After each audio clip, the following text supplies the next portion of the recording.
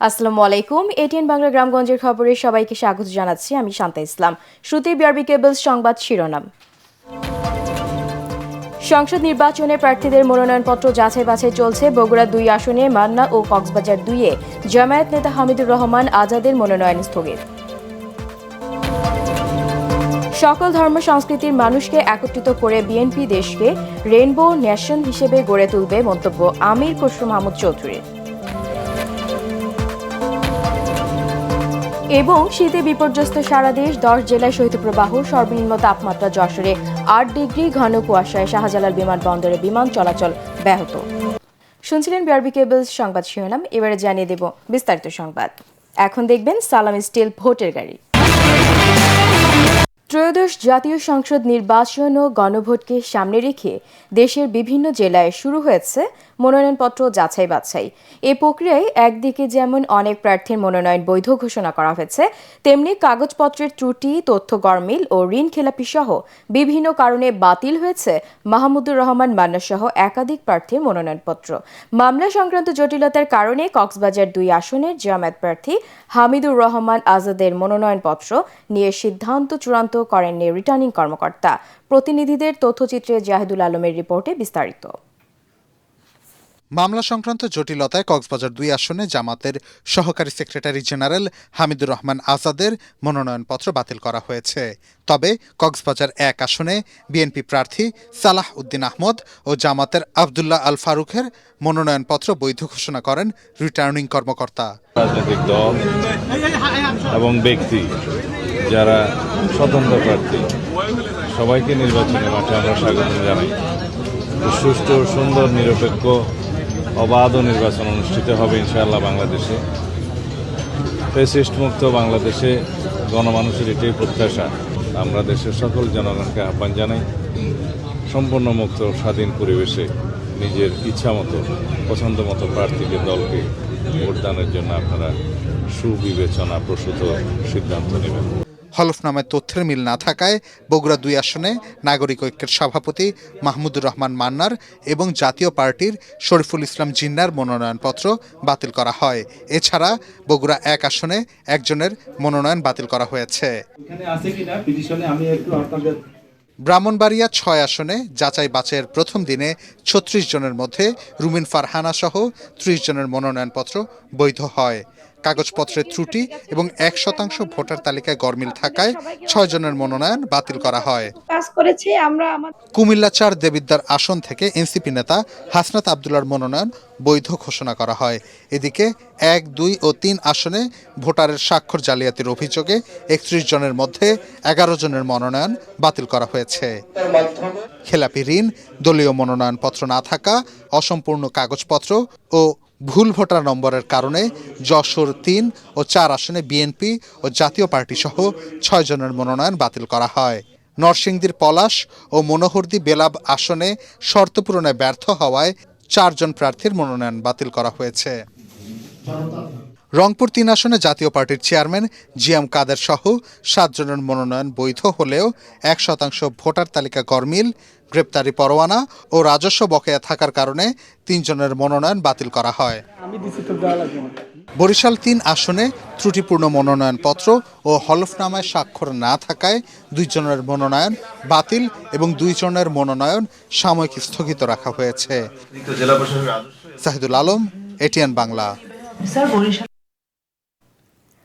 সালাম স্টিল ভোটের গাড়ি আছে বান্দরবানে। সেখানকার ভোটের হালচাল জানাচ্ছে প্রতিনিধি মিনারুল হক।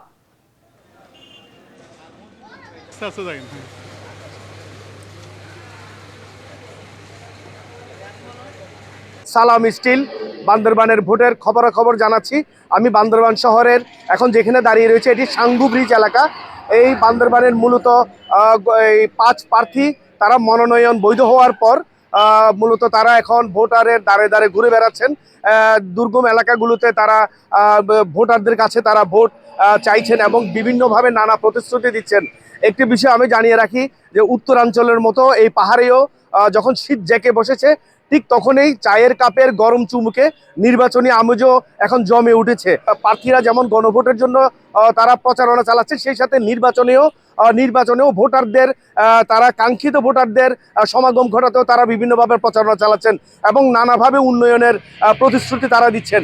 সন্ত্রাস প্রবণ এলাকাগুলোতে এখানে নিরাপত্তা বাহিনী, প্রশাসন, বিজিবি, সেনাবাহিনী সহ আনসার সহ পুলিশ এবং বিভিন্ন বাহিনী কিন্তু এখানে কাজ করে যাচ্ছে এবং সেই সাথে দুর্গম এলাকায় যাতে ভোটাররা নির্বিঘ্নে এবং নিরাপত্তার মধ্যে ভোট দিতে পারে সেই জন্য প্রশাসন থেকে নানা উদ্যোগ নেওয়া হয়েছে।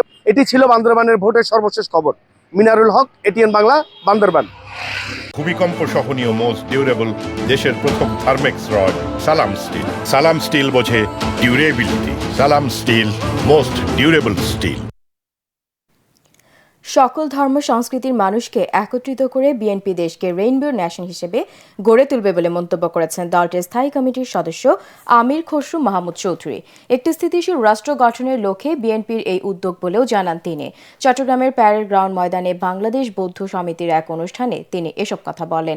চট্টগ্রাম বৌদ্ধবিহারের অধ্যক্ষ ডক্টর জ্ঞানশ্রী মহাথেরর জাতীয় অনিত্য সভা ও স্মৃতিচারণ অনুষ্ঠানে প্রধান অতিথি ছিলেন ধর্ম উপদেষ্টা doctor আফম Khalid Hossain.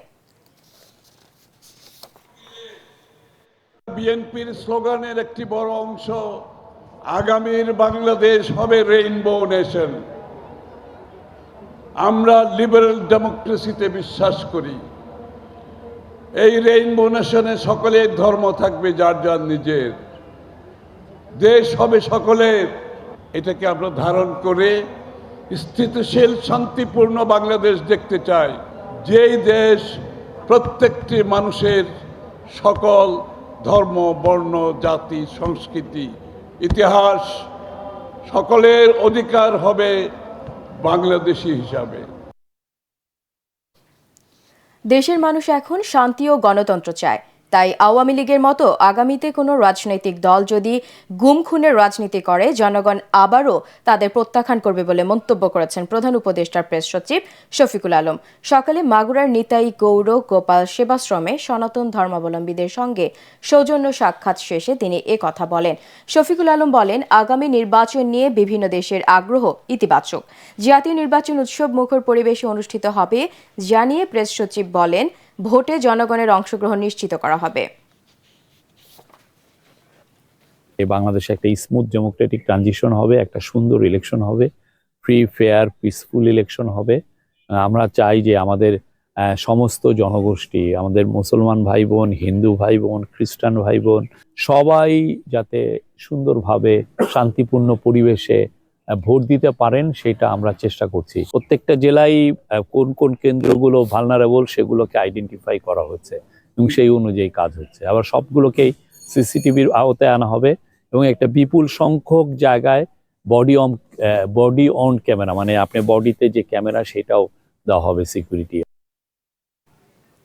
BNP chairperson Begum Khaleda জিয়ার মৃত্যুতে সারা দেশে 3 দিনের রাষ্ট্রীয় শোক প্রকাশের শেষ দিনে মসজিদে মসজিদে দোয়া মাহফিল অনুষ্ঠিত হয়েছে। এই উপলক্ষে বগুড়া জেলা বিএনপির উদ্যোগে জুম্মার নামাজ শেষে শহরের বাইতুর রহমান সেন্ট্রাল মসজিদে দোয়ার আয়োজন করা হয়। বিএনপি চেয়ারপারসনের উপদেষ্টা হেলালুজ্জামান তালুকদার লালু, জেলা বিএনপির সভাপতি রেজাউল করিম বাদশাহ, সাবেক সভাপতি ভিপি সাইফুল ইসলাম ও বগুড়া 1 আসনের সংসদ সদস্য প্রার্থী রফিক কাজী সহ অন্যান্যরা এই সময় উপস্থিত ছিলেন। বরিশালের বিভিন্ন মসজিদে বাদ জুমা বেগম খালেদা জিয়ার আত্মার শান্তি কামনায় দোয়া মোনাজাত অনুষ্ঠিত হয়। নগরীর চাঁদমারি জামে মসজিদে মোনাজাতে বরিশাল 5 আসনে বিএনপি মনোনীত সংসদ সদস্য প্রার্থী ও দলের চেয়ারপারসনের উপদেষ্টা অ্যাডভোকেট মজিবুর রহমান সারওয়ার ও মহানগর বিএনপির সাবেক সাধারণ সম্পাদক আসাদুজ্জামান খসরু সহ বিপুল সংখ্যক মুসল্লি অংশ নেন। নাটোরে মসজিদে মসজিদে দোয়া মাহফিল অনুষ্ঠিত হয়। বাদ জুম্মা শহরের পশ্চিম আলাইপুর জামে মসজিদে অনুষ্ঠিত দোয়া মাহফিলে জেলা বিএনপির আহ্বায়ক রহিম নেওয়াজ সহ দলের বিভিন্ন পর্যায়ের নেতাকর্মী ও স্থানীয় মুসল্লিরা উপস্থিত ছিলেন। বেগম খালেদা জিয়ার বিদেহী আত্মার মাগফিরাত কামনায় হবিগঞ্জে খতমে কোরআন ও দোয়া মাহফিল অনুষ্ঠিত হয়েছে। শহরের শায়েস্তা নগর দলীয় কার্যালয়ে এই অনুষ্ঠানের আয়োজন করা হয়। কেন্দ্রীয় বিএনপির সাংগঠনিক সম্পাদক জি কে গৌস ও জেলা বিএনপির যুগ্ম আহ্বায়ক এনামুল হক হক সহ অন্যান্যরা এ সময় উপস্থিত ছিলেন।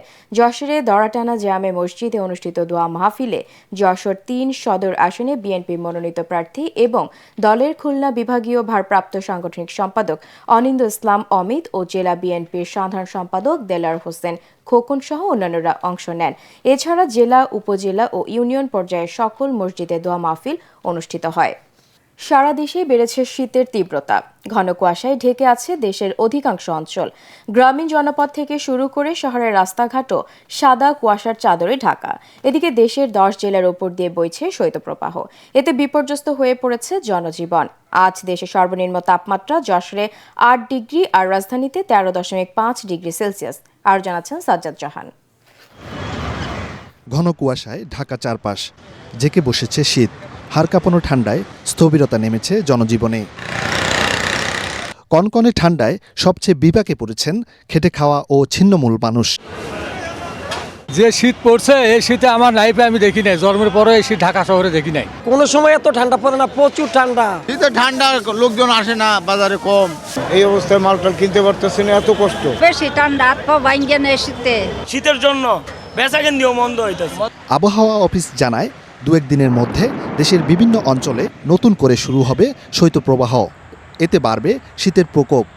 এবছরে সর্বনিম্ন ঢাকাতে নেমেছে 13.1 এবং সারা দেশের মধ্যে সর্বনিম্ন তাপমাত্রা নেমেছে গোপালগঞ্জে 31 ডিসেম্বর 7.5 ডিগ্রি সেলসিয়াস। 5 থেকে 7-8 তারিখে তাপমাত্রা কিছুটা কমার সম্ভাবনা রয়েছে, তখন অনেক জায়গায় শৈত্যপ্রবাহ আবার একটু বাড়তে পারে। এদিকে শীতজনিত রোগে আক্রান্ত হয়ে হাসপাতালগুলোতে শিশু ও বয়স্ক রোগীর সংখ্যা প্রতিদিনে বাড়ছে। সাজ্জাদ জাহান, এটিএন বাংলা, ঢাকা। দর্শক, পরবর্তী সংবাদ দেখার আমন্ত্রণ জানিয়ে এখনকার মতো শেষ করছি। এটিএন বাংলার সংবাদ ইউটিউবে দেখতে ব্রাউজ করুন youtube/ATN Bangla News। ধন্যবাদ।